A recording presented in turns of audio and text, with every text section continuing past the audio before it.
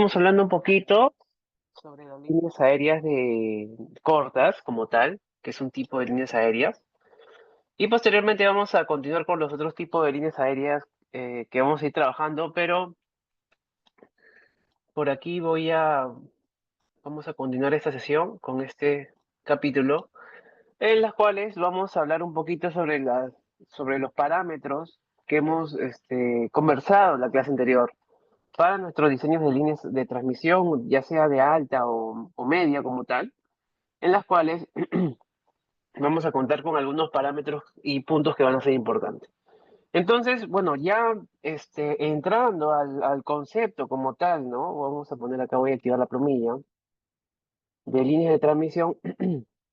Recordemos de que una línea de transmisión, cuando nosotros hacemos un diseño como tal, esta línea te sirve porque es la que nos va a ayudar para poder llevar toda la energía, transportar la energía desde un centro, una generadora, qué sé yo, hasta un punto como tal, en las cuales esta línea va a poder tener algunos elementos físicos como por ejemplo torres, estructuras, aisladores. Entonces, una línea, por ejemplo, está constituida por estos elementos, ¿no? Que por acá menciono, conductores, que podría ser, por ejemplo, enlace SR, triple AC, ATAR.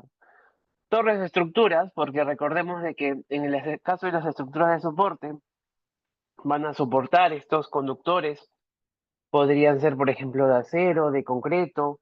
Los aisladores que prácticamente te sirven para poder evitar el paso de corriente, ¿no? De un conductor a la torre como tal, los accesorios de ajuste entre los aisladores y las estructuras de soportes y los cables de guarda, ¿no? Recordemos de que los cables de guardas es para soporte mecánico y aún así también te va a proteger contra sobretensiones atmosféricas, posibles sobretensiones atmosféricas que haya. Entonces, en nuestro caso vamos a poder contar con varias formas como tal de línea de transmisión en las cuales cada uno tiene una cierta peculiaridad, ¿no?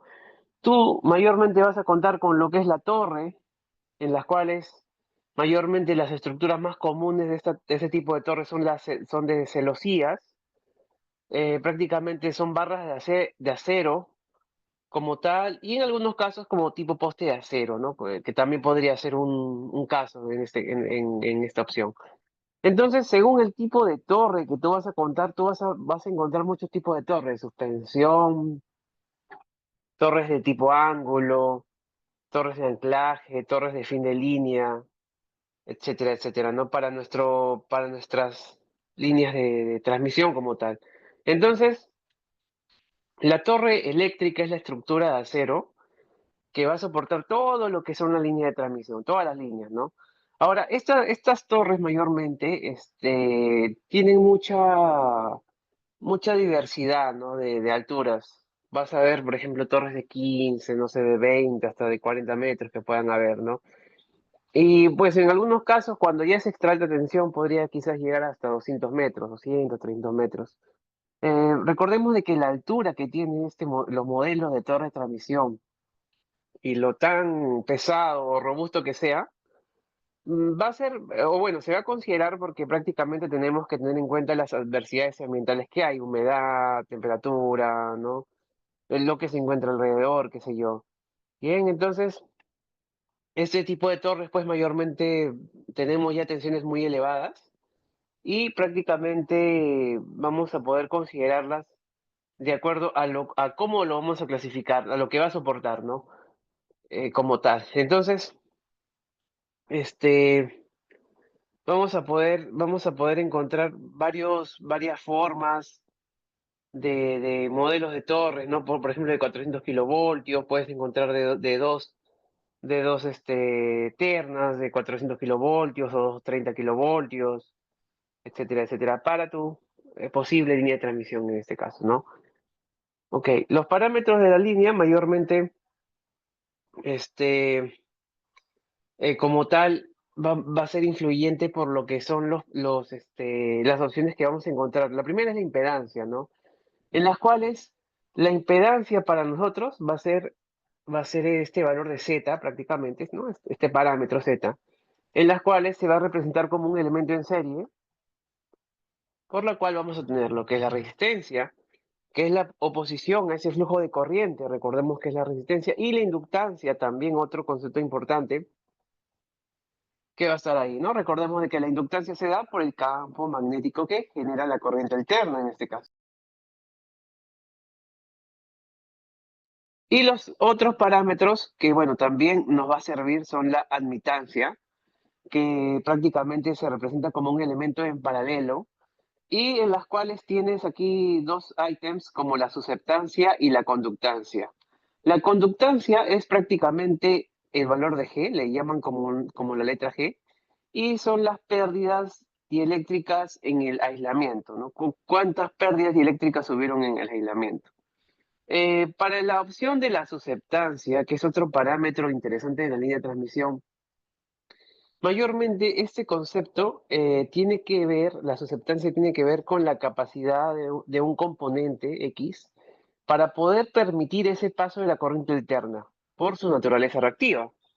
Entonces, la susceptancia es prácticamente, es un componente así, lo vamos a representar como la letra, bueno, la I sería la admitancia, la I sería la admitancia, y esta admitancia se compone por G, que es la conductancia, la parte real, más J, número imaginario J, por B, que sería B tu susceptancia, ¿no? Que sería la parte imaginaria como tal. ¿Ok? Entonces, la susceptancia es, es principalmente capacitiva como tal, depende debido a la capacitancia que va a haber entre conductores y tierra como tal.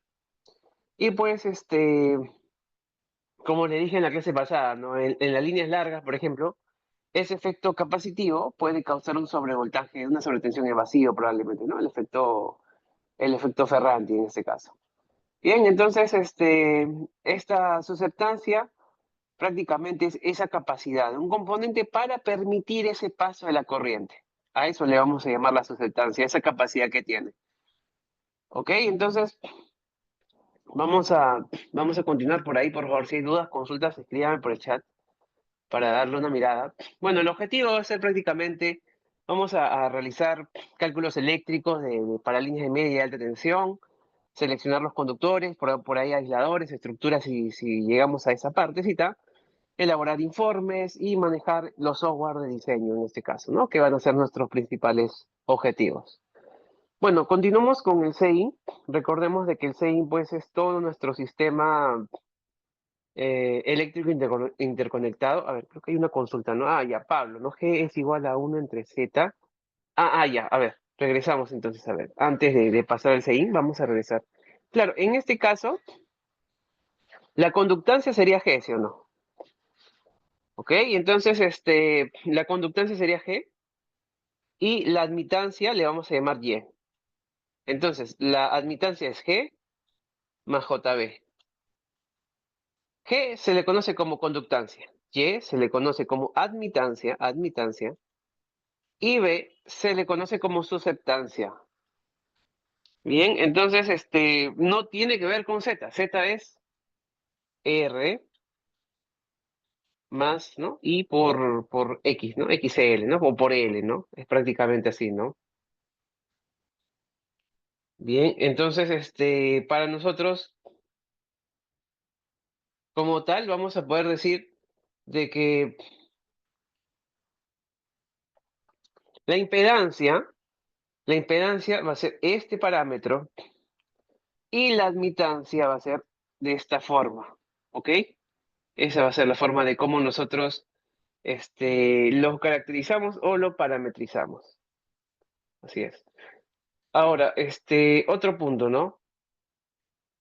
Aquí, por ejemplo, en este parámetro que estamos viendo de impedancia, la impedancia es la oposición a la corriente alterna, al paso de corriente. O sea, la impedancia va a ser esto, miren, a ver, voy a poner acá. El Z es la impedancia. Entonces, ¿la impedancia qué es? Es la oposición, vamos a poner así. Oposición al paso de corriente alterna, de corriente AC.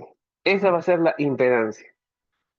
Bien, entonces, mientras que la admitancia es la facilidad para el paso de la corriente. Vamos a poner aquí, admitancia, ¿qué es? La facilidad. ¿Con qué facilidad? Facilidad para el paso de la corriente. Así. Aunque los dos parecieran contradictorios, uno se mide en ohmios, ¿no? Y el otro se mide en Siemens. Este se mide en ohmios y este se mide en Siemens. Y pues prácticamente, aunque nosotros consideremos así, el Z, la impedancia y la admitancia son similares pero inversos, ¿no? Entonces el Z es 1 entre la admitancia. ¿Por qué? Porque es la parte inversa, o sea, mientras que uno se opone, el otro te da la opción, te facilita como tal. ¿Ok? Esa va a ser la diferencia, ¿no? En las cuales nosotros vamos a poder cuantificar estos parámetros. Y cada uno tiene una parte real y cada uno tiene una parte imaginaria. La resistencia, para el caso de la impedancia, es la parte real, donde se disipa la potencia. La reactancia, que puede ser capacitiva, puede ser inductiva por los campos electromagnéticos. Mientras que en el caso de la admitancia, que es esa facilidad para el paso de la corriente, el G, que sería tu conductancia, que es lo que está aquí, conductancia, es ese flujo de corriente, que permite ese flujo de corriente. Mientras que la susceptancia también es ese flujo de corriente, pero que puede ser capacitiva o inductiva, de forma similar a la reactancia. O sea, en forma práctica, mi resistencia es a la impedancia como mi conductancia G es a mi admitancia. ¿No? Es una forma similar de decir. Mi reactancia es a mi impedancia, así como el B, que es la susceptancia, es a la admitancia. ¿No? Es una forma de poder yo decirla, ¿no? Cómo yo puedo cuantificar estos valores, estos parámetros. Si tiene la impedancia, puedes hallar la admitancia solamente aplicando la inversa, ¿no? Números imaginarios y calculas lo demás. Listo, señores. Sí, creo que ahora sí ya está más claro. Si por ahí hay consultas, por favor, coméntenme si hay dudas, consultas. Claro, muy bien, excelente, Pablo. Por ahí, Moisés, ¿no? Para Pablo, claro. Y es igual a 1 entre Z, de forma práctica, excelente. A ver, bueno, a ver, por acá Cristian me dice, buenas noches, ingeniero. Ya, ¿qué haría variar el valor de la susceptancia y la admitancia? Ah, ya, muy buena consulta. Bueno, estimado, para que varíe, en este caso, la susceptancia o para que varíe la admitancia como tal, va a depender de muchos parámetros, como por ejemplo la frecuencia del sistema. La susceptancia, prácticamente, que es el S, que está aquí, bien, no, a ver, perdón, el B que he puesto aquí, el B es la susceptancia. Esta susceptancia que le estamos llamando B, como tal, va a depender, en este caso, de la frecuencia. Si es un inductor, la frecuencia está abajo como división, y si es un capacitor, la frecuencia está arriba. Entonces, este B va a depender, voy a poner acá, ¿no? Va a depender de la frecuencia. Depende de la frecuencia, como parámetro. Depende de cuánta es la frecuencia. A mayor frecuencia, mayor va a ser la susceptancia como tal. Eh, ¿De qué más va a depender? Por ejemplo, de la longitud de la línea. Porque recordemos de que las líneas de transmisión pueden tener, ¿no? Pues se pueden clasificar, como vimos en la clase pasada, en líneas cortas, medias o altas. Entonces, a mayor longitud, mayor va a ser tu susceptancia y mayor también la admitancia total, como, ¿no? Como estamos revisando en la fórmula. ¿De qué más depende? Depende, por ejemplo, de las propiedades geométricas del medio dieléctrico, en las cuales la capacitancia y también la susceptancia van a depender, por ejemplo, de la distancia entre conductores que hay en tu torre de transmisión, de la altura que tienen al suelo, del diámetro de tu conductor, porque recuerda de que tú puedes considerar una sección mayor si es que así lo deseas, de la constante dieléctrica del medio, si es aire o aceite, qué sé yo, ¿no? Entonces, estos son algunos parámetros por los cuales va a variar tu parámetro de admitancia como tal, ¿no? O susceptancia, ¿no? Por estos valores que les digo, ¿no? Bien, a ver, entonces,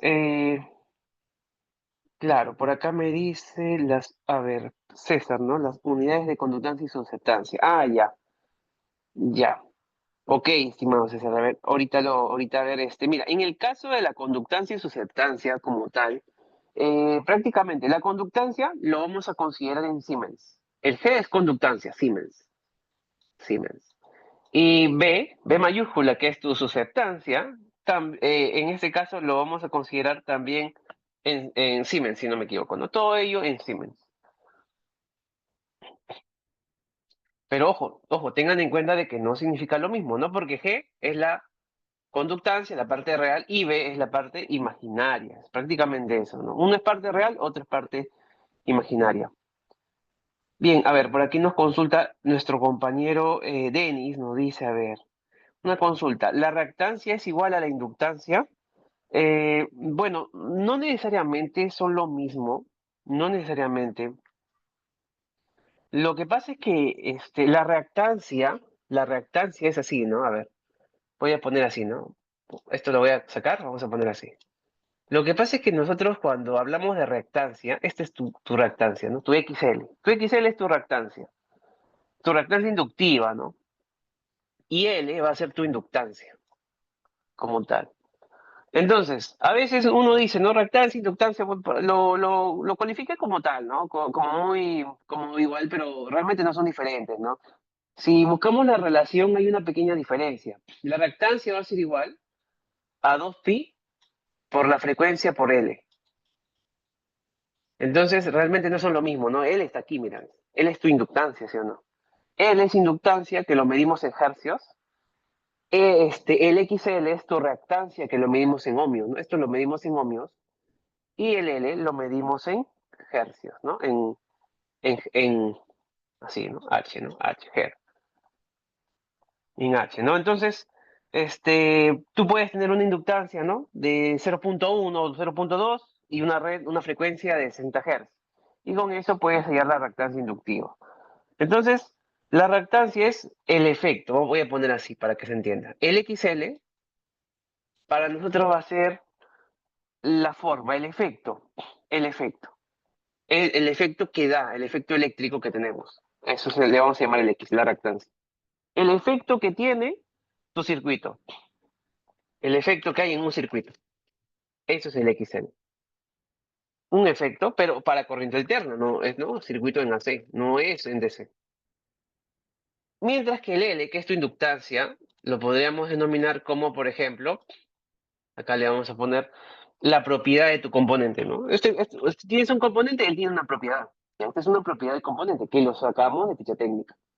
Mientras que el L es la propiedad, el XL es el efecto, lo que produce, lo que sale, lo que se produce, prácticamente.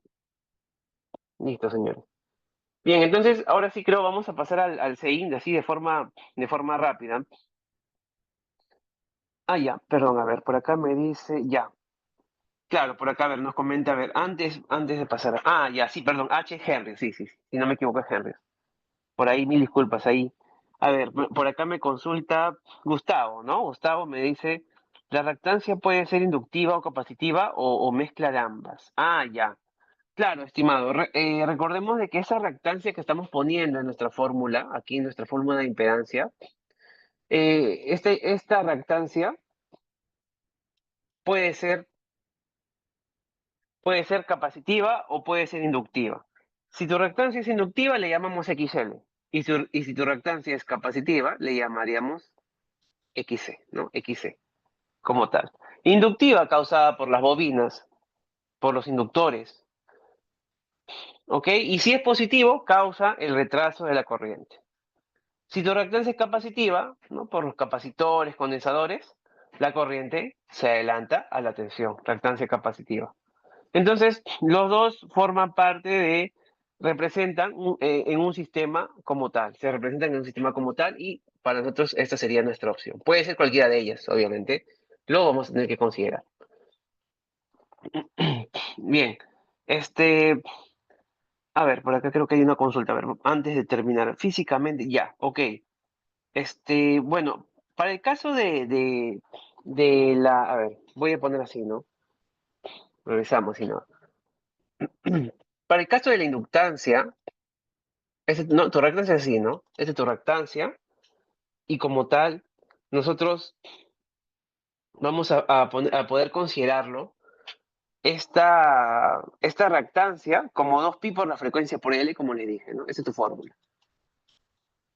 Ahora, cuando tú tienes el valor de L, el L es, el L es prácticamente una propiedad, esto es una propiedad del conductor, que puede ser, por ejemplo, una bobina, ¿no? Y recuerda de que la bobina, pues, se opone a un cambio de corriente que va a transitar en ella, ¿no? Que lo va a atravesar.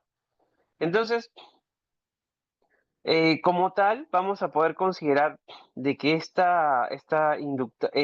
L mide cuánto campo magnético almacena una bobina, ¿bien? Por cada amperio que por ahí está circulando. Mide cuánto campo magnético almacena.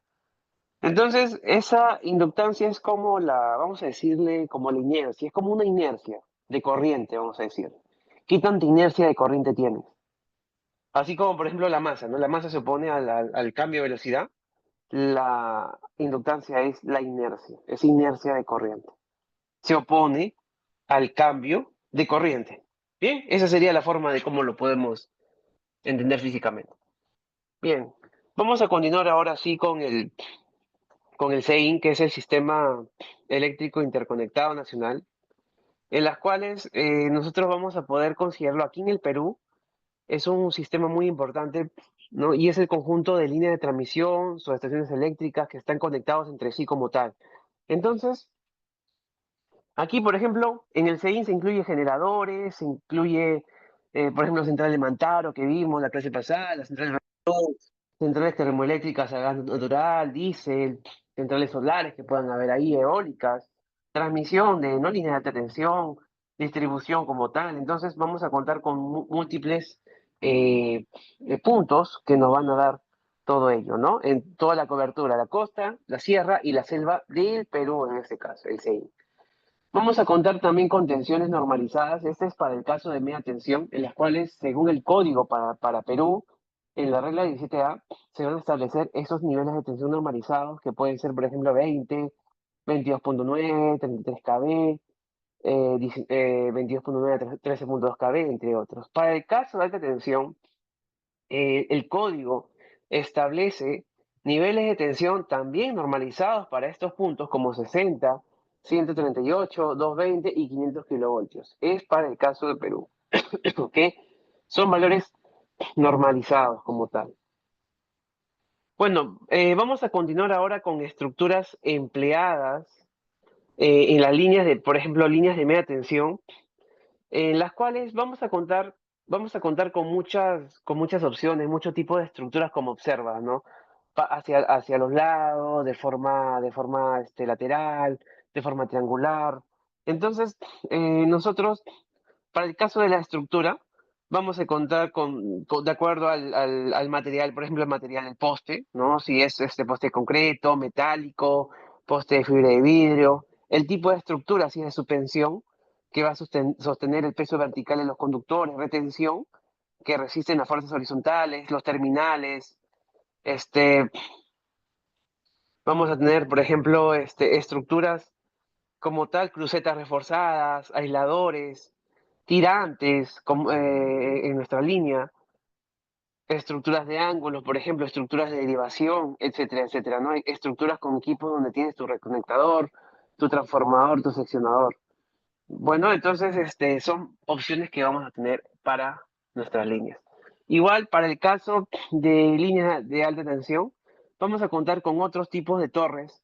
La torre clásica es esta, ¿no? Esta es la torre clásica, ¿no? En las cuales tienes aquí tu torrecita, por ejemplo, de 132 kilovoltios, y tu fase, ¿no? Fase A, fase B y fase C, por ejemplo, ¿no? En las cuales, por ejemplo, ¿no? Esa podría ser una torre de suspensión.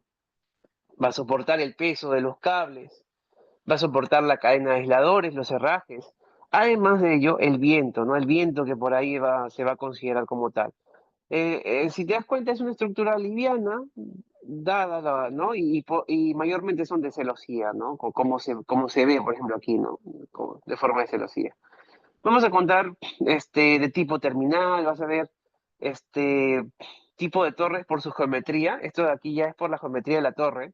Ya que tiene que ver mayormente cuando se hace un diseño estructural, siempre se empieza definiendo la geometría, ¿no? En el caso de las torres es muy considerado, y esto pues mayormente se hace en base a los requerimientos eléctricos, o sea, a las distancias eléctricas, de flechas, de tensiones, de árboles de cargas, eh, y se van a determinar todos los elementos con los cuales tú vas a trabajar, ¿no? Elementos principales de tu proyecto, un prediseño, eh, uniones, conductores, herrajes, la fijación como tal.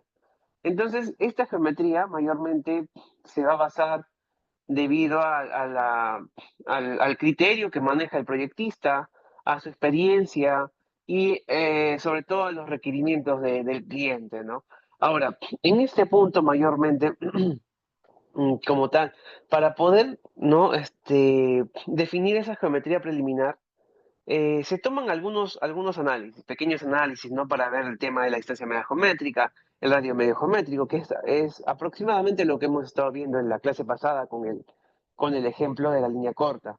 Entonces, mayormente es importante, por ejemplo, que la geometría de la torre sea la forma más sencilla posible y de forma simétrica. Ese es ¿no? un punto importante. A veces, mientras más sencillo es más fácil y simétrico, mucho mejor, para poder hacer la producción, ¿no? Producción quizás en serie o cuando ya se llega a trabajar la obra. Entonces, que sea uniforme, que sea resistente, que sea dúctil, ¿no? Rígido probablemente, como tal, para poder realizar el diseño, ¿no? Entonces, son opciones que vas a tener. Una torre de suspensión, por ejemplo, de un circuito simple, una torre puedes encontrarte con una torre de doble circuito, ¿no? O una estructura, pues, una torre terminal, por ejemplo. Este aquí, por ejemplo, puede ser una torre tipo terminal, ¿no? 220 kilovoltios, como estamos viendo, ¿no? Y prácticamente su función es de retención como tal, ¿no? Un circuito simple, como estamos viendo. Y mayormente se cualifica porque tiene como un tronco de pirámide, como tal, ¿no? Entonces, son opciones que vas a tener. Son opciones que vamos a encontrar por aquí para poder hacer un diseño de nuestra posible línea de transmisión. Bien, entonces pasamos a la siguiente opción. Recordemos de que para los cálculos eléctricos vamos a contar con las características según nuestro sistema tengamos, potencia, MVA, voltaje que puede ser en kilovoltios, corriente en amperios, frecuencia en hertz, resistencia en ohmios por kilómetro, inductancia en henrios por kilómetro, reactancia en ohmios por kilómetro, capacitancia en microfaradio y conductancia en Siemens o microsiemens. Susceptancia, Siemens o microsiemens, admitancia en microsiemens, impedancia en ohmios, ampacitancia, ¿no? En este caso, los amperios, la corriente. Terminologías empleadas, vamos a por ahí escuchar temperatura, latitud, altitud, hipótesis, los vanos, qué es un vano, vano de peso negativo, distancia mínima de seguridad, oscilación de la cadena, la flecha, pues a tierra, catenaria, soporte, aisladores, retenidas, fibra óptica, los postes, celosía, etcétera, etcétera. Lo vamos a ir revisando a detalle ya cuando lleguemos a la parte más de análisis, pero por el momento vamos a continuar. Vamos a ver algunas referencias del código, por ejemplo, la carga del conductor, requerimientos sobre resistencia, sobre fajas de servidumbre, distancia de seguridad, la base para el diseño de líneas y redes primarias en electrificación rural y especificaciones técnicas para levantamientos topográficos para lo que es electrificación rural como tal. Ok, entonces nosotros, por ejemplo, para hacer un diseño de una línea de transmisión, vamos a necesitar una serie de datos. Sí, vamos a necesitar, por ejemplo, información para lo que es nuestro diseño de una línea de transmisión, según el lugar donde se encuentra. No es importante saber la ubicación donde se encuentra esa línea de transmisión, factores eléctricos, mecánicos, topográficos. Por ahí el tema económico también yo creo que es un dato que se juega como tal. Entonces, este, aquí vemos, por ejemplo, altitud, temperatura, la humedad relativa, el viento, el grado de contaminación ambiental, la exposición solar, la precipitación pluvial, características topográficas. Eh, bueno, ¿cómo selecciono el conductor? Por ejemplo, si va a ser un triple AC, un ACAR, un ACCR, el tipo de torre, si va a ser una torre de suspensión, de retención, el material con lo que voy a trabajar, si va a ser de acero o de concreto, la altura que va a tener mi conductor sobre el terreno, ¿no? 20 metros, 15 metros, los aisladores que voy a considerar, si va a ser cerámico, va a ser polimérico, si va a ser tipo pin, tipo suspensión. Entonces, todo ello juega un papel como tal, la resistividad del terreno, el tipo del suelo del terreno. Bien, entonces, vamos a contar, por ejemplo, con estas opciones para nosotros poder hacer un diseño como tal en nuestro sistema eléctrico. Sí, señores, por ahí, hasta ahí hay consultas. A ver, voy a ver si hay dudas, consultas por aquí. Bien, acá, por ejemplo, nos dice, ¿no? Gustavo, muy bien. Dice, L es la propiedad que tienen las bobinas, ¿no? C, la de los condensadores al paso de la corriente. Excelente, ¿no? Claro, Carlos nos dice aquí, ¿no? Debe soportar la fuerza del viento. Muy bien. Sebastián, en Perú hay estructura de suspensión en 138 kilovoltios a 230 con postes. Sí, estimado, claro, como dice acá Agustín, no todas y hasta 500 kilovoltios, pero en estructuras. Es cierto, ¿no? Mayormente vamos a encontrar con esos tipos de niveles de tensión. Este, por ejemplo, para 138 kilovoltios, mayormente, ¿no? Se consideran, por ejemplo, o se puede considerar, por ejemplo, postes de concreto centrifugado, puede considerarse postes de acero tubular como tal, ¿no? Para, no sé, para alguna estructura de suspensión que tengas por ahí. Bien, para 220 kilovoltios puedes utilizar con más precaución, ¿no? Postes que sean altos, de 30 metros, por ejemplo, ¿no? Con una fundición especial que tengan, ¿no? O si no, una torre de celosías, que podría ser una opción como tal. Bien, a ver, por aquí, si hay más dudas, por ahí escríbanme, por favor. Claro, por acá me dicen, ya Pablo, es por el efecto tierra que se hacen más altos. Muy, muy buena consulta, estimado. Bueno, sí, bueno, una de los puntos más importantes a veces es que las estructuras que son de alta tensión son más altas por este efecto tierra que tú indicas, ¿no? Mayormente este efecto tierra se debe porque recordemos que hay una influencia, ¿no? Que tiene el plano de tierra sobre el campo eléctrico y magnético. Y mayormente este efecto se da porque tienes dos puntos cargados, ¿no? Dos puntos cargados, fase tierra, ¿no? Entonces recordemos, ¿no? Nuestro tema de física, ¿no? Cuando tenemos dos puntos cargados, dos cargas, tienes una capacitancia, ¿no? Entonces ese efecto se da por la capacitancia de la línea, por el campo que pueda haber ahí, ¿no? Como tal. Entonces, mayor tensión se considera mayor distancia de seguridad. Hay una distancia mínima, ¿no? Entre conductor y tierra que debemos de cumplir. Si, por ejemplo, tienes 22.9 kilovoltios, esa altura mínima debe ser 5.5 o 6 metros, no sé. Si tienes, por ejemplo, 138 kilovoltios, esa altura mínima tiene que ser 9 metros, 8 metros. ¿Ok? Entonces, el efecto tierra que se da en la capacitancia mayormente es por la distancia que hay entre ese conductor y el suelo, ¿no?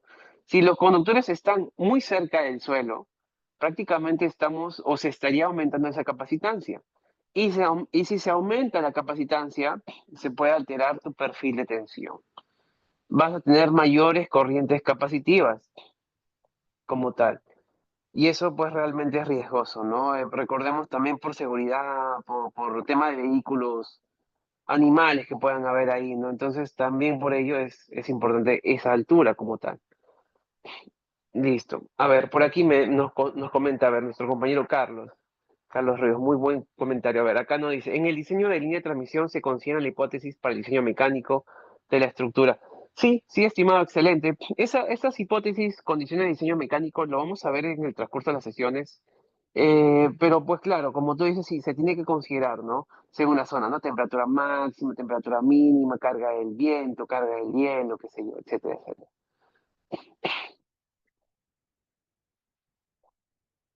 Ya, a ver, por acá nos comenta, nos consulta Carlos, ¿no? Nos dice, a ver, ¿cómo se realiza la configuración de las líneas en la penúltima torre? Ah, ya estimado. Ah, ok. Este, te refieres, por ejemplo, en esa torre de aquí, que es la clásica torre, ¿no? En 220 kilovoltios. Bueno,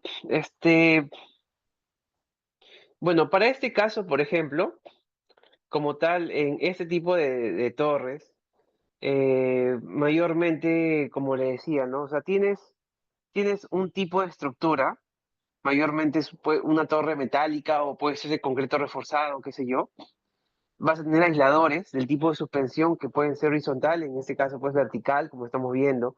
Va a haber una separación y esta separación tú lo vas a tener que considerar de acuerdo al diseño de tu línea o a veces en las bases técnicas te van a dar un posible valor, un posible dato, de acuerdo o recogido de otros proyectos en los cuales tú lo tienes que revisar y verificar si es que va a ser ok. Ahora, mientras más separas las fases, eh, va a ser mucho mejor para poder evitar el arco eléctrico, ¿no? Recordemos que mientras más cerca hay, tienes más posibilidades de que haya un posible arco eléctrico como tal. Entonces, como tal, vamos a poder decir, ¿no? De que para este diseño tenemos que buscar, ¿no? Esa adaptación que sea adecuada en la parte mecánica como tal y la parte eléctrica, ¿no? Esa adaptación, esa configuración va a ser la usual, la que se va a trabajar. Entonces, mayormente vamos a tener que considerar la ubicación, la geometría de los conductores, una geometría sencilla, clásica, de distancias X, configuraciones en las cuales las tres fases mayormente pueden estar alineadas como tal, como estamos observando horizontalmente. Esta es la configuración típica, en las cuales tienes el cable de guarda por encima y como tal las tres fases de forma horizontal, alineada de forma horizontal. Y esto lo vas a encontrar en zonas rurales, zonas planas mayormente.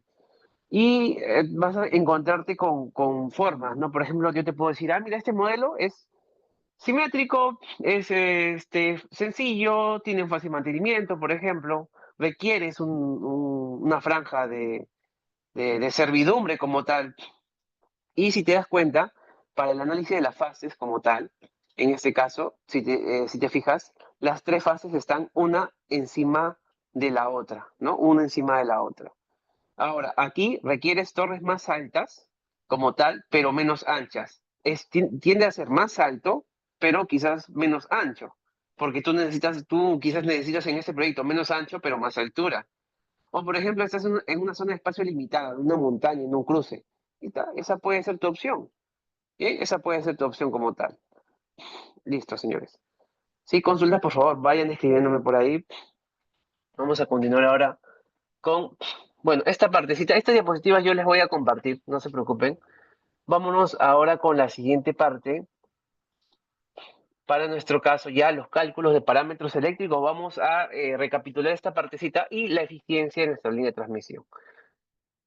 Ok, entonces, mayormente en este capítulo vamos a detallar los componentes eléctricos que son más importantes en la gran cantidad de circuitos y en las cuales vamos a hacer un pequeño paréntesis, recuerdo de lo que hemos estado viendo las sesiones pasadas. Por ahí se van a exponer métodos numéricos que nos van a permitir calcular y analizar con seguridad un sistema de potencia, ¿no? Entonces, vamos a esa partecita. Recordemos los parámetros. ¿Cuáles son los parámetros? Resistencia, inductancia, capacitancia y, bueno, la conductancia, ¿no? Ohmios, henrios, faradios, Siemens. El cálculo de la impedancia y la admitancia que hemos visto, ¿no? Impedancia, admitancia, ohmios, Siemens, reactancia inductiva, 2pi por la frecuencia por la inductancia y la susceptancia, la capacitancia por 2pi por la frecuencia. Vamos a recapitular entonces la resistencia. Recordemos que es esa oposición que se da por cualquier material y va a depender de tu fórmula clásica, resistividad por longitud entre área, ¿no? Fórmula clásica. Cobre tiene resistividad, aluminio una resistividad, acero una resistividad. Ahora, para el caso de una resistencia, no por fase como tal, en este caso, por ejemplo, vamos a suponer que tenemos varios circuitos, por ejemplo, dos circuitos, tenemos dos ternas, dos ternas, y cada terna, imagínate que tiene dos conductores.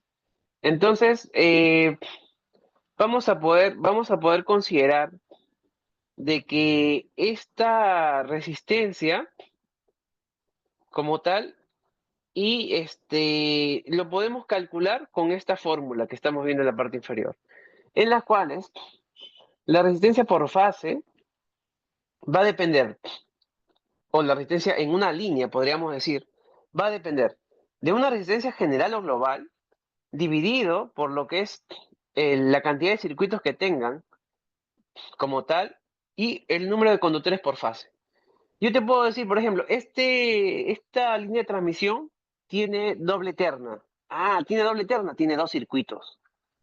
No, es triplex. Ah, tiene tres circuitos como tal. No, tiene tres ternas, ¿no? Tres circuitos. Entonces, aquí defines tú el número de circuitos. Y aquí, en esta parte, tú defines el número de conductores por fase. O sea, podríamos decir, ¿no? En esa fase tienes tres conductores, un haz de tres conductores o un haz de dos conductores. A eso nosotros lo vamos a cuantificar. El número de circuitos y el número de conductores como tal. Entonces, mayormente tú tienes una resistencia en ohmios por kilómetro, lo divides entre el número de conductores por fase, podríamos decir, ¿no? Que es un haz de dos. O sea, hay dos conductores por cada fase y podemos decir que es un circuito simple. Ah, o sea, tiene una sola terna. Entonces, de acuerdo a ello, tú consideras esa resistencia por cada fase como tal. Listo. Si hay consultas por ahí, señores, por favor, ahí me comentan, me escriben, no hay ningún problema. Ok, entonces, a ver, vamos aquí, por ejemplo, vamos a continuar esta partecita. Para el caso de la resistencia eléctrica, vamos a continuar con lo que es la inductancia.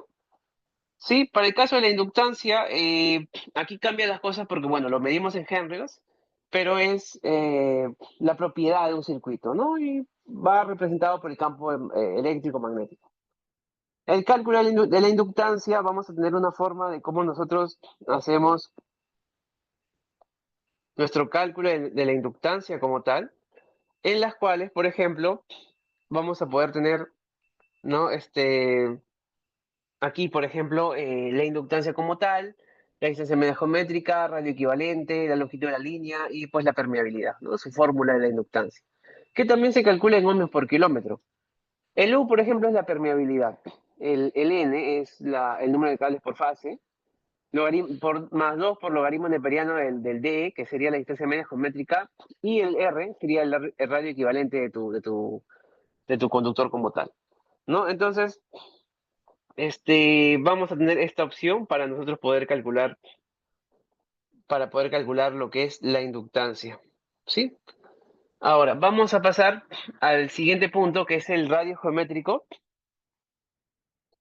¿no? En las cuales nosotros vamos a poder considerar este radio geométrico según la distancia entre cada hilo del conductor. Por ejemplo, ¿no? Para un conductor n igual 1, este es su radio medio geométrico, por lo que es un solo conductor. ¿Qué piensa, no? Raíz cuadrada de R por 1 por R a la 0, R. Para dos conductores, entonces, tenemos aquí, por ejemplo, dos conductores por fase, acá es una fase, pero son dos conductores por fase, entonces tienes una distancia, ¿no? Una distancia entre centros, o un delta, que este delta tiene un radio, R mayúscula, y un radio R minúscula. Entonces, tu R2 va a ser aplicado con esta fórmula, ¿no? El R por ese delta y ahí aplicado lo que es la raíz cuadrada. Bien, ahí sería lo que es la raíz cuadrada. Entonces, para nuestro caso, este medio geométrico va a depender de la cantidad de conductores que nosotros contemos en nuestro proyecto. Si tenemos un conductor, si tenemos dos conductores, o por ejemplo, si tuviéramos, no sé, tres conductores, como estamos viendo ahí. Fíjate cómo cambia la fórmula. Para tres conductores hay una distancia entre cada uno de ellos y hay una circunferencia grande, una R mayúscula, hay una R minúscula por los radios de cada uno. Entonces, aquí vamos a poder contar con este radio medio geométrico que sería R por S delta al cuadrado en la raíz cúbica, ¿no? Y el delta es esta distancia entre conductores como tal. Listo, señores. Entonces, vamos a contar, de acuerdo al radio medio geométrico para 4, por ejemplo, también igual, ¿no? Tiene su fórmula, tiene su forma de cómo se va a trabajar. Ok. Entonces, bueno, para nuestro caso, de la disposición, las disposiciones más comunes, como tal, de los circuitos eléctricos para torres de transportes de energía, vas a escuchar mucho esta palabrita que vamos a verificar aquí, en las cuales vamos a decir, por ejemplo, ¿no? Simple, duplex, triplex o, por ejemplo, cuádruplex, ¿no? Y te puedo decir, ¿no? Un circuito o dos circuitos o tres circuitos o cuatro circuitos, así, sucesivamente. Entonces, por ejemplo, podríamos tener un circuito, solamente un circuito RST simple, ¿no? Como tal, una sola fase RST, como por ejemplo estamos observando. Podríamos tener, podríamos tener, por ejemplo, para el caso de duplex, podríamos tener o sea, dos conductores por fase. Cada fase tiene dos conductores, ¿no? Es como que tuvieras dos ternas, vamos a llamarle, ¿sí? Algo así, algo parecido, en las cuales acá tienes un circuito dúplex, dos ternas por fase, dos conductores por fase. Un circuito triplex tendríamos tres conductores por fase y un circuito cuádruplex tendríamos cuatro conductores por fase. Ahora, tú te preguntarías, ¿no? Ingeniero, pero ¿por qué? ¿Por qué se usa duplex? ¿Por qué se usa triplex? ¿Por qué cuádruplex? ¿Qué opinan ustedes, señores? A ver, díganme por ahí por el chat para ver si se está entendiendo. A ver, voy a revisar consultas.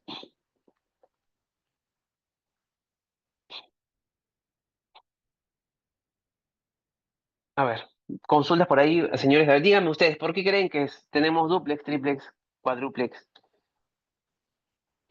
A ver, por ahí me dice, Angie me dice corriente, muy bien. Gustavo, depende de la potencia de transmitir, excelente, muy bien, ¿no? Ok. Santiago me dice, la cantidad de conductores depende de la corriente, muy bien. Eduardo, por el precio y la capacidad de corriente, muy bien. Juan, circuito de respaldo para distribución de corriente potencia. Víctor, gradiente de campo. Néstor, para transporte, la tensión más elevada. Vidal, para incrementar la capacidad. E Iván, por la demanda. Muy bien, señores. Es por ello, es por la corriente. Recordemos que mientras más corriente, tengo que ponerle más conductores, ¿no? Más conductores por fase. Eso yo pienso que sería un punto importante a tener en cuenta, ¿no? Por la potencia que se va a transmitir, es un punto. Otro punto es por el efecto corona. Recordemos de que hay una ionización del aire, hay pérdidas, hay ruido, hay interferencia. Entonces hay que considerar ello. Mientras mayor sea la capacidad que tenemos en una línea como tal, ¿no? Va a ser mejor, porque vamos a tener menos ruido, vamos a tener menos interferencia, vamos a tener más campo eléctrico en la superficie como tal. Menos, ¿no? Menos campo eléctrico en la superficie y menos efecto corona. Bueno, la impedancia se va a ver reducida por el perfil que tienes. Mientras más circuitos tienes por fase, es ello. Para el cálculo de radio medio geométrico también aplica estas opciones, entonces ahí vamos a tenerlo como consideración, ¿no? Vamos a tener entonces conductores por fase. Uno, dos, tres conductores por fase, ¿no? Y a eso le vamos a llamar simple, duplex, triplex y en este caso cuádruplex. Entonces, también, ¿no? También vamos a poder decir en este caso que vamos a tener otro segundo caso donde tengo dos circuitos. O sea, ya no tengo un circuito, dos circuitos, por ejemplo, simples, ¿no? Tengo dos R's de forma simple, tengo dos S's de forma simple, dos T's de forma simple. Tengo, en este caso, dos circuitos, ¿no? T'. Son dos circuitos diferentes, ¿no? Tengo un circuito aquí y un circuito acá. Acá tengo igual dos circuitos R', dos circuitos, y cada circuito, ¿no? Igual acá, ¿no? S', T y T'. Y cada circuito tiene dos conductores por fase, duplex.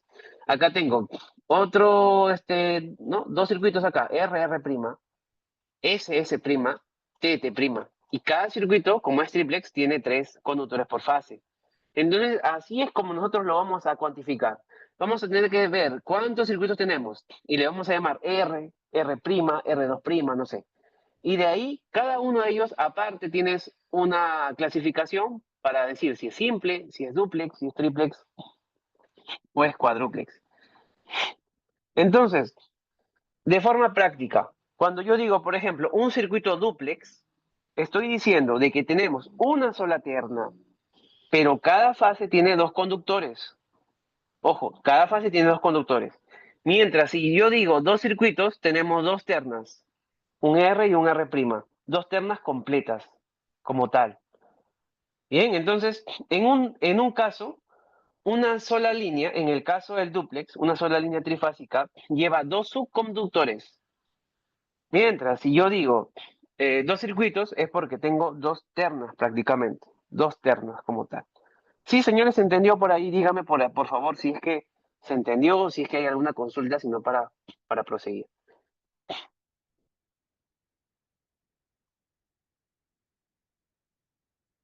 Ya. Ok, a ver, por acá me dice Johnny, ¿por qué están intercalados los conductores RST? Ah, bueno, esta es una forma práctica de considerar, ¿no? Como tal, podría haber sido al revés también, ¿no? A ver, por acá me dice, ¿por qué las fases están a diferente altura? Esta es una imagen sacado de un tomo, si no me equivoco, en las cuales, obviamente las fases pueden tener una diferente configuración como tal. No necesariamente pueden tener una diferente altura, o pueden tener una altura similar en este caso, para, para un circuito como tal. Bien, entonces tengamos en cuenta de que cuando tenemos un circuito, nosotros tenemos que considerar lo que es la distancia media geométrica, el radio medio geométrico. Entonces, por ende, como vimos aquí, por ejemplo, a ver, ¿no? voy a abrir mi otra diapositiva, ¿ya? Para poder explicarlo. A ver, vámonos por aquí. Ok. Claro, como vimos, o sea, tus circuitos pueden tener, acá puedes tener RST, acá igual, ¿no? R', S', T'. Entonces, pueden estar a una altura igual o pueden estar a una altura, por ejemplo, diferente, ¿no? De todas formas, ¿no? Entonces, mayormente o a veces, en alguna línea de transmisión puede haberse modificado, puede estar a una diferente altura como tal, y esto es mayormente porque se quiere controlar lo que se le conoce como el acoplamiento electromagnético. Recuerda de que las líneas de transmisión tienen campos eléctricos y magnéticos. Y si todas las fases estuvieran a la misma altura y ponte de que estuvieran a la misma distancia, el campo neto o el campo promedio, podríamos decirlo, puede verse afectado, o sea, puede aumentar. Bien, entonces, si tú dispones fases a diferentes alturas, lo que haces con eso es que distribuyes mejor el campo, reduces la interferencia como tal, y ¿no? Y va a ser mucho mejor. Bien, entonces esa es una forma, ¿no? De por qué se considera ello. A ver, por acá me dice, ¿por qué se usan como unos cuadritos de acero? Ya, ahí sí me agarras, de cuadritos de acero. A ver, ¿por qué se usan como unos cuadritos de acero para separar los cuadres, los cables? Cuadritos de acero, ahí sí, sí, no te entiendo. Ah, ya, creo que te refieres a los espaciadores. Pienso que te refieres, ¿no? Lo que pasa es que su función de los espaciadores va a ser separar como tal y mantener en una posición los subconductores, ¿no? Son unos espaciadores. Y entonces, estos espaciadores que se colocan va a ser para poder separar y para que estén fijos como tal, y con eso puedas tener tu posición, ¿no? De tus conductores, ¿no? De tu configuración, ¿no? Si es duplex o si es triplex. Entonces, estos espaciadores son mecánicos mayormente, ¿no? Como tal. Y ten en cuenta de que lo usas, por ejemplo, porque imagínate que hay viento. Se van a chocar, ¿no? O sea, si no has considerado tu espaciador, lamentablemente se van a chocar. Entonces tienes que tener tu espaciador. Por viento, algún temblor que hay, alguna vibración, ¿no? Si hay alguna vibración, la idea es que no se junten como tal, un efecto magnético que pueda haber. Así es. Bien, Gustavo, por efecto de reactancia mutua para controlar. Claro, excelente, ¿no? Muy bien. John, ¿puede ser por la transposición? Sí, sí, vamos a llegar ya a ver esa partecita. Por ahí todavía no me quería adelantar, pero también puede ser por la transposición. Cristian, para que no se unan las líneas. Excelente. Eso, Moisés, eso es para evitar que las líneas se unan. Muy bien, excelente, estimado. Listo, señores, vamos a continuar por aquí. Vamos a irnos ahora al radio medio geométrico, que ya hemos visto que es R, ¿no? Como tal, en las cuales puede ser para un conductor, puede ser para dos, para tres, para cuatro, etcétera. Tu disposición para las torres, la distancia media geométrica, que no nos olvidemos, es la raíz cúbica de las distancias entre RS, entre ST y RT, como hemos revisado. La distancia media geométrica para dos circuitos que va a cambiar en este caso, sigue siendo la misma raíz cúbica, pero mientras revisamos que son dos circuitos como tal, hay una diferencia entre estas opciones. Entonces, esa distancia media geométrica se va a ver trabajada, por ejemplo, aquí, ¿no? Como tal, ¿no? Una distancia para R, ¿no? R con S, R con T, R con S', R con T' y R con R'. Y la distancia entre R y R'. Para la distancia en S igual, ¿no? S con R, S con T, S con R', S con T', y S y S'. Y para T sería lo mismo, ¿no? Sería la misma similitud. Lo mismo se aplicaría si fuera para tres o para cuatro circuitos. Para cuatro circuitos. Mm.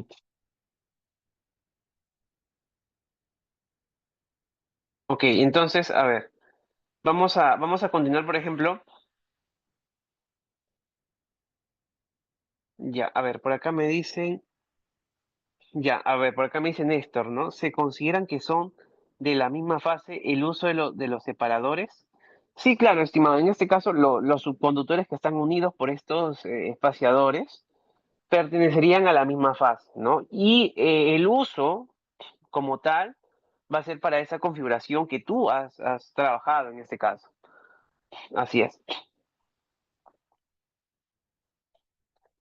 Listo. Entonces, a ver, vamos a continuar, por ejemplo, las fórmulas para el cálculo de inductancia, que puede ser para un circuito simple, dúplex, triplex o cuádruplex. En solamente un circuito tiene una fórmula dada, en este caso, para cada circuito. A eso recuerda de que le vamos a llamar L.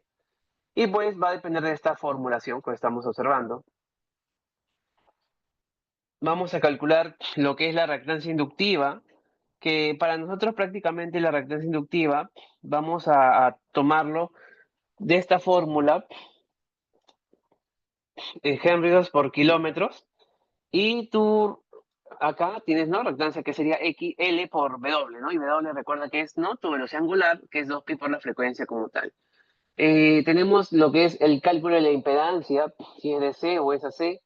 Si es AC, tienes resistencia, tienes reactancia. Si es DC, solamente tienes resistencia, no tienes reactancia como tal. Entonces, por eso que en DC la impedancia es igual que la resistencia, en AC no. En AC no es igual.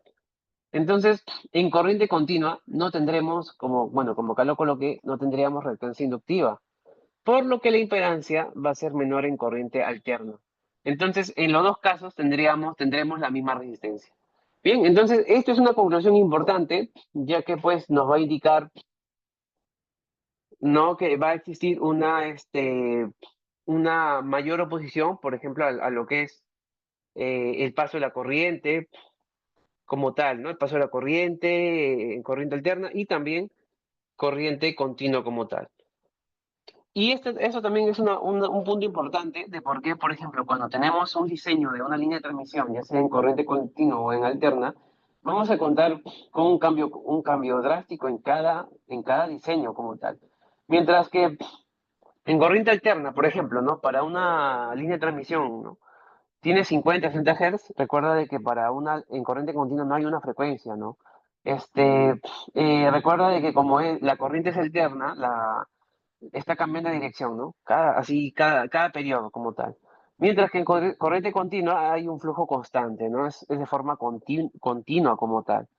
Este, Bien, y pues es por ello de que vas a tener un efecto de la reactancia. En alterna tenemos un efecto de la reactancia.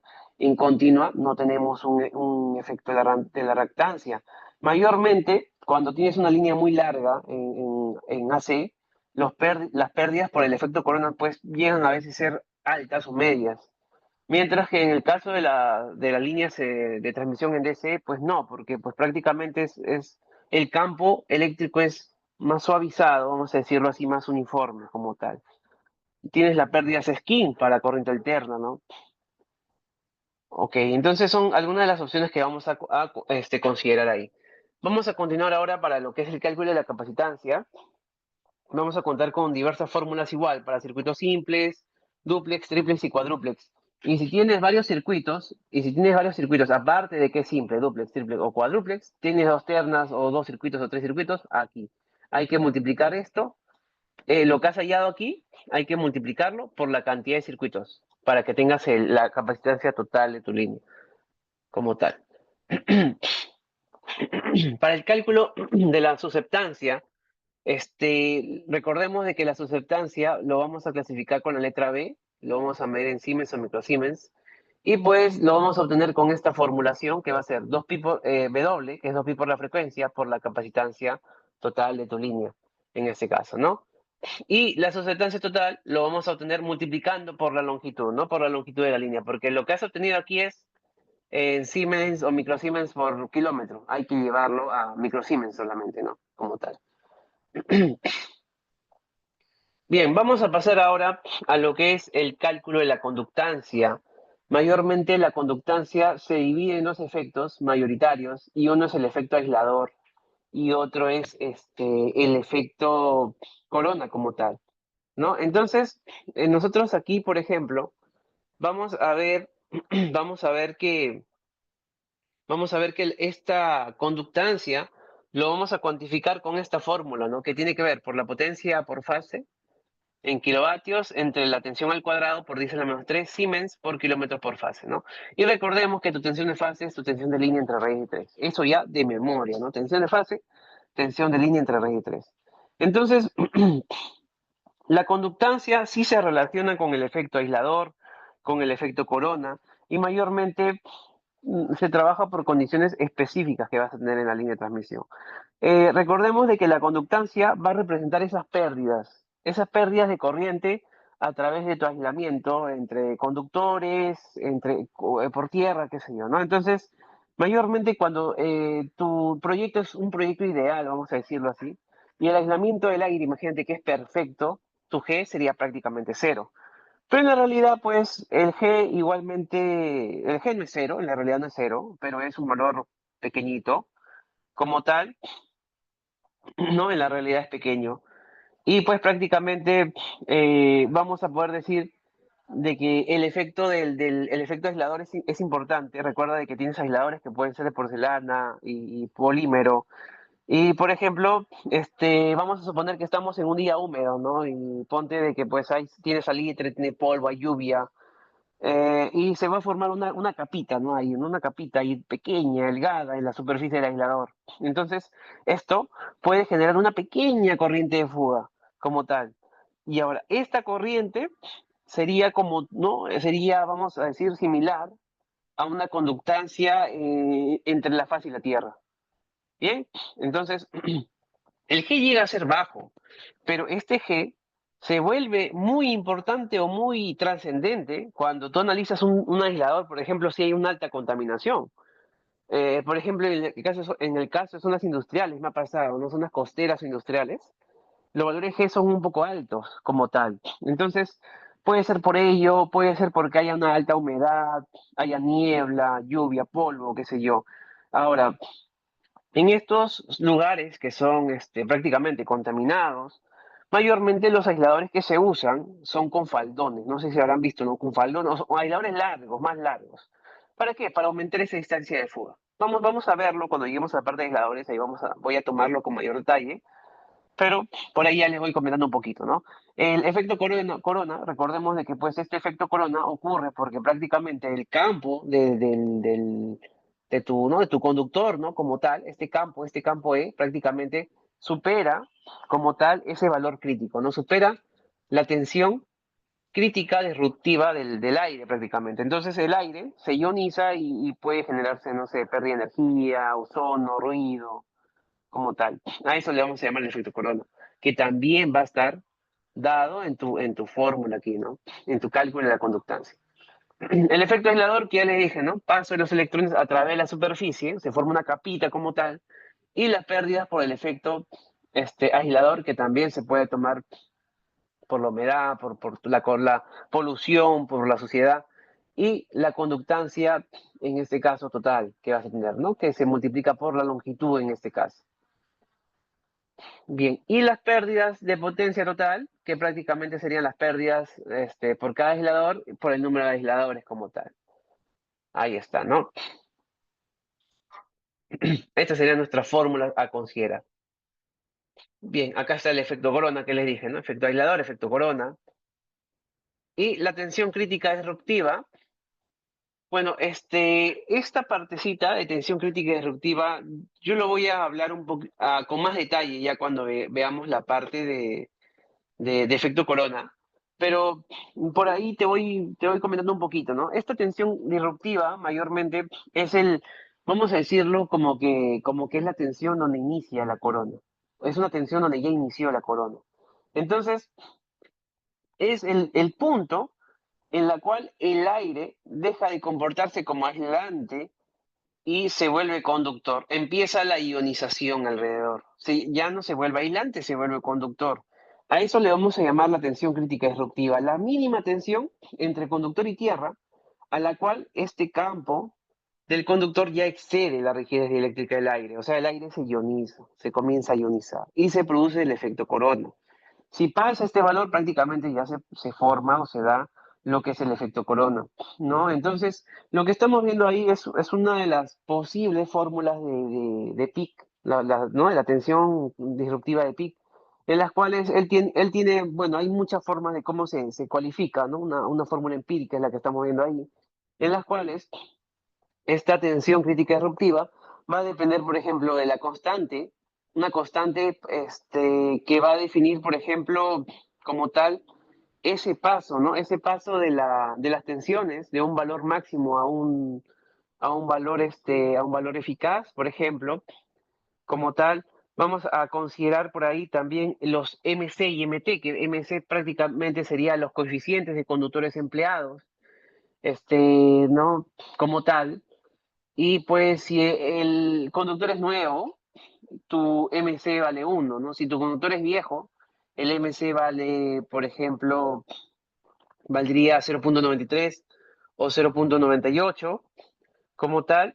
Y si tu conductor es prácticamente formado por hilos, para cables formados por hilos, podría ser 0,83 a 0,87 como estamos viendo en la fórmula. Sí, entonces los M son coeficientes. El MT, por ejemplo, ya es por medio ambiente, por un coeficiente medioambiental. Si está húmedo o si está contaminado el aire. Si el aire es seco, 1. Si el aire es húmedo, 0,8. Por aquí tenemos el R, que es el radio de conductor en centímetros. El lambda, que sería prácticamente la densidad relativa del aire, no tiene unidades. Y por logaritmo de el D, que es la distancia media geométrica entre el R, ¿no? Que es, si no me equivoco, el radio del conductor en centímetros, ¿no?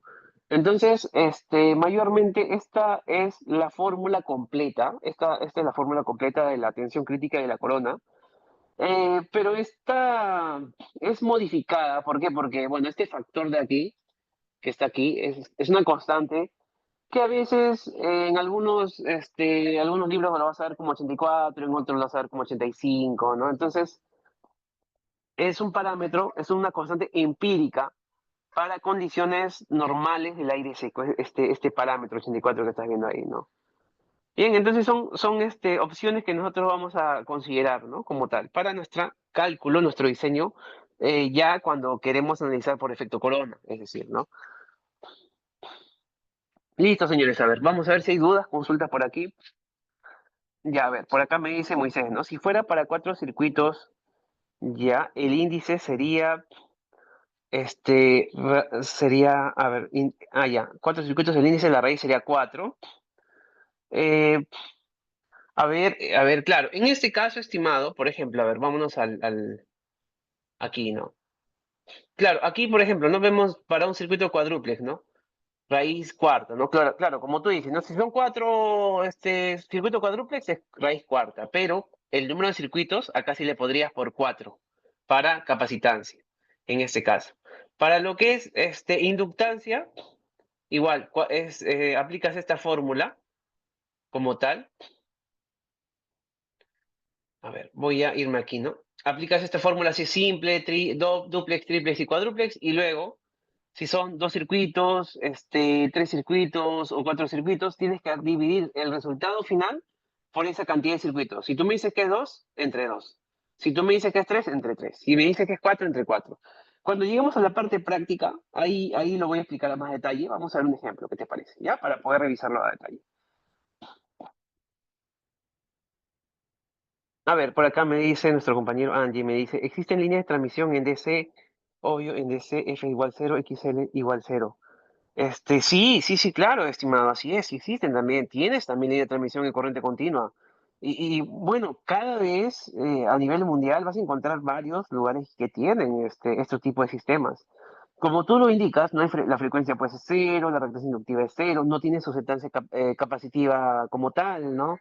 Entonces la impedancia, como le dije, prácticamente sería igual a la resistencia. En el Perú se han evaluado muchos proyectos en continua, HVDC, sería continua, y en varios países también, en las cuales tiene algunas ventajas como tal, ¿no? Tiene muchas ventajas que pueden ser o pueden llegar a ser interesantes.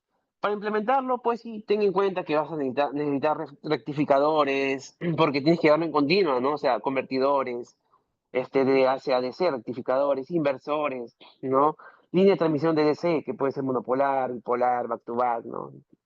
Entonces tienes aquí varias cositas, ¿no? Tienes que, por ejemplo, algunos convertidores pueden ser, que mayormente, por ejemplo, los encuentras con tiristores, puedes encontrarlos con LGT, con IGTV, ¿no? Entonces, que bueno, son los más modernos, lo más interesantes, los más compactos, ¿no? Son opciones que vas a contar. Acá, por ejemplo, me dice Moisés, ¿no? Sí, existen en China y transmiten en ese, claro, ¿no?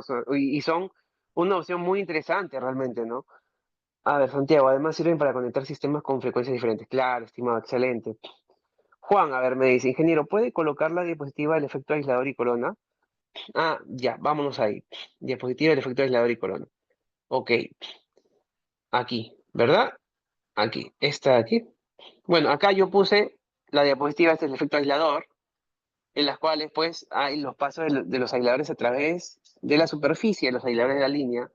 Y en este caso, este, no perdidas por el efecto aislador que vas a ver aquí y por el efecto corona, ¿no? Efecto corona y efecto aislador, como tal, ¿no? Efecto corona porque superó esa tensión disruptiva, superó la rigidez eléctrica del aire. Y el efecto aislador es porque la corriente está pasando por la superficie del aislador, es prácticamente eso. Y claro, como tú me indicas, sí, depende de la humedad, así es. A ver, por acá Kevin me comenta, ya, ingeniero, entonces, para que el efecto corona ya se dé, la tensión crítica disruptiva tendría que ser mayor a la tensión que pasa por la línea. Sí, estimado, excelente, buen punto por ahí, ¿no? Claro, recuerda de que el efecto corona va a comenzar cuando la tensión entre ese conductor y tierra es mayor o igual a esa tensión crítica disruptiva. Entonces, si superó, va a aparecer ese efecto corona como tal. O cuando en campo supere ese valor, esta tensión crítica disruptiva. Si, por ejemplo, vamos a suponer que tu tensión crítica disruptiva te salió, no sé, 120 kilovoltios, como tal, te salió 120, 120 kilovoltios, y la tensión de operación es 132, o sea, superó, tu tensión de operación superó esa tensión crítica disruptiva, por lo tanto se va a producir el efecto corona. Bien, entonces, ¿qué es lo que se debe cumplir? Que esa tensión de operación sea menor que la tensión crítica disruptiva. Y eso sería la idea, eso sería lo ideal. Y a veces en la práctica se diseña hasta con un margen de seguridad para poder ver ello. Cuando lleguemos a la parte práctica con análisis de efecto corona, ahí lo vamos a ver a detalle, pero por ahí ya te voy comentando cómo tendremos que nosotros pensarlo en este caso. Ok, entonces, a ver, por aquí voy a ver si hay una duda por acá. Julio me dice aquí, ya, muy buena, a ver, muy buena consulta, estimado Julio. A ver, dice, el valor de delta, ok, ¿qué es? La densidad del aire. A ver, vamos a irnos aquí. Ah, a este delta te refieres, ¿verdad? Ya. ¿Es un valor constante o si no lo es, cómo lo mido para tomarlo en cuenta para el cálculo? Buena pregunta, estimado. Muy, muy buena. Realmente, mira, la densidad relativa del aire, pues sabemos nosotros que no necesariamente es constante. Recuerda de que esta densidad varía respecto de la altitud, acá lo voy a poner el H, varía respecto, por ejemplo, de la temperatura, varía respecto de la presión atmosférica. Sí, entonces, y lo debes calcular y lo debes corregir. O sea, tú tienes que corregir de acuerdo a la presión atmosférica, a la altitud, a la temperatura, y con eso vas a hallar tu delta o vas a hallar tu factor de corrección aquí. Entonces, a ver, déjame revisar aquí. Acá está, esta es la fórmula para tu cálculo del delta. Observa cómo va a depender de un teta, que sería tu temperatura, y del ambiente, el H, que es la altitud sobre el nivel del mar, como tal, y con esta fórmula lo haces tu corrección y listo, ya tienes el delta, ¿no? Entonces, este delta, pues, es una forma muy útil para que tú puedas aplicarlo en tu tensión crítica disruptiva, haces tu diseño y listo. Igualmente, de igual forma, lo vamos a ver cuando lleguemos a la parte práctica, ahí vamos a tomar un ejercicio, ¿te parece? Para poder recordar estos conceptos que ya hemos estado, que ya nosotros estamos viendo como tal. Ah, ya, me pregunta aquí Julio. Ah, perdón, acá me olvidaba, ¿no? ¿Hay algún instrumento? A ver, claro. ¿Hay algún instrumento de medición de esta variable? Bueno, o sea, en pocas palabras, tú lo mides con esta fórmula, si te das cuenta. Pero lo que tú podrías usar, por ejemplo, tú para poder calcular la densidad, esta densidad del aire, tú necesitas de la temperatura, ¿sí o no? Y necesitas también de la altitud. Y recordemos de que la temperatura lo puedes medir con una sonda o un termógrafo, por ejemplo. Si tú quieres calcular la altitud, pues, ¿no? ¿no? Ahí tú te fijas a qué altitud te encuentras, ¿no? A veces uno quiere calcular la presión atmosférica, también, ¿no? Con un barómetro digital lo puedes calcular quizás, ¿no? Entonces son opciones que vas a tener en este caso. Hay varios modelos, ¿no? Ojo, ojo, hay dispositivos que también te calculan directamente la densidad del aire directamente. Hay modelos específicos que también te calculan. O sea, prácticamente este modelo específico ya tiene en su, vamos a decirlo así, ¿no? Ya tiene en su software estas fórmulas, por así decirlo, de temperatura, humedad. Y lo que va a hacer es eso, va a calcular la temperatura, la humedad, la presión y te lo va a calcular de frente, por así decirlo, ¿no? Es una forma de cómo se trabaja, ¿no? Este, entonces son pequeños anemómetros que calculan ello, ¿no? Creo que uno, por ejemplo, las marcas, vas a encontrar de Kestrel, marca de, por ejemplo, hay uno que es Vantage, si no me equivoco, ¿no? Se me fue, ¿no? Pero hay varios modelos que te van a poder ayudar como tal para hacer ello. O si no, lo puedes calcular de forma indirecta, ¿no? Calculas temperatura, calculas altitud y listo. Aplicas tu fórmula y con ello, ok, listo. Entonces, como yo les decía, ¿no? Vamos a poder nosotros, como tal, acá me dice, a ver, Angie, eso imposibilita el uso, claro, de transformadores, reconectadores, en fin. Ah, ya, ya. Claro, te refieres a los sistemas de corriente continua. Claro, tiene sus limitaciones, ¿no? Porque en el uso de equipos como transformadores, seccionadores, por ahí, pues, es una limitante que se va a contar como tal, ¿no? Recordemos de que, pues, los transformadores funcionan con corriente alterna, como tal, igual los reconectadores, ¿no? Entonces, eso sí va a ser una limitante en el proyecto, ¿no? En tu proyecto como tal, que consideres. Muy, muy buen comentario, estimado. Bien, señores, vamos a continuar ahora con lo que es la tensión más elevada, ¿no? Como punto importante, la tensión más elevada vamos a poder calcularlo como 1,15, por ejemplo, por la tensión de la línea, en las cuales, por ejemplo, vamos a poder aquí contarlo en kilovoltios. Esta va a ser tu tensión más elevada. Entonces, la tensión más elevada te representa prácticamente esa tensión nominal del sistema y pues según norma se va a utilizar una relación, vamos a decir, ¿no? Hay la normativa, si no me equivoco, que es la IS, la 60, la 60071, si no me equivoco, que es para coordinación de aislamiento, ¿no? ¿Qué habla ello? ¿No? Define esa relación de la tensión más elevada. También vas a encontrar en otros apéndices de la IS, creo que es la 62.000 y algo, ¿no? Ahí también lo vas a encontrar. Pero mayormente se usa 1.15 porque pues a veces la tensión de operación puede superar esa tensión nominal por una conmutación que uno hace, una fluctuación de carga como tal. Entonces a veces se suele considerar ese 15% de valor nominal, ¿no? 15, 20%. Entonces, este, a esto le vamos a llamar la tensión más elevada. Esa tensión es una condición prevista, es una condición que uno prevé, no es un sobrevoltaje accidental, ojo, es una condición que uno está previendo como tal para un diseño. Entonces, una vez calculadas las dos tensiones como tal, se procede, ¿no? La tensión crítica, la tensión más elevada como tal, y uno dice, ¿no? Si la tensión crítica es mayor que la tensión más elevada, como tal, la tensión crítica disruptiva, vamos a decir que no hay efecto corona, como hemos visto, ¿no? Mientras que si la tensión más elevada es mayor que la tensión crítica, o sea, ya superó la tensión crítica, hay efecto corona, sí hay efecto corona. Ahora, si no se produce el efecto corona, ya no se debe proseguir con los cálculos. ¿Por qué se concluye, ¿no? Que no va a existir pérdidas por este concepto? Si se produce el efecto corona, se tienen que determinar las pérdidas. ¿Cuántas pérdidas van a haber como tal? Bien, esa va a ser la forma. Bien, señores, entonces, ¿alguna otra consulta por ahí? ¿Dudas que tengan? Si no, para irnos a un break. Ah, a ver, por acá creo que hay una duda, ¿no? A ver, nos dice Carlos. Ya, a ver, estimado Carlos, a ver qué nos dice. Si es a nivel del mar, ¿qué sucede con la densidad del aire? Muy buena consulta, estimado. Mira, lo que pasa es que para que tú puedas calcular